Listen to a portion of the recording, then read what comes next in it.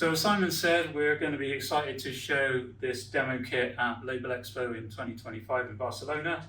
The concept is that we wanted to be able to communicate and show different applications for inkjet within the packaging space.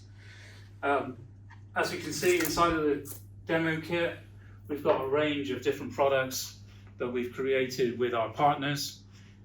This goes from label applications where we've used both clear materials that we are surface printing, some paper materials, we've got some self-adhesive labels, we've got wraparound labels. We've also got some flexible packaging applications where we've created some pouches and also some flow wrap materials as well. The design concept we came through with was designed to cross multiple different product categories, and we've wanted to show some of the reasons why digital can give you added value across the supply chain. Each one of the packs are going to be individually distinct from each other. The graphics change, the background colors change, the designs change, the positioning of the fruit changes.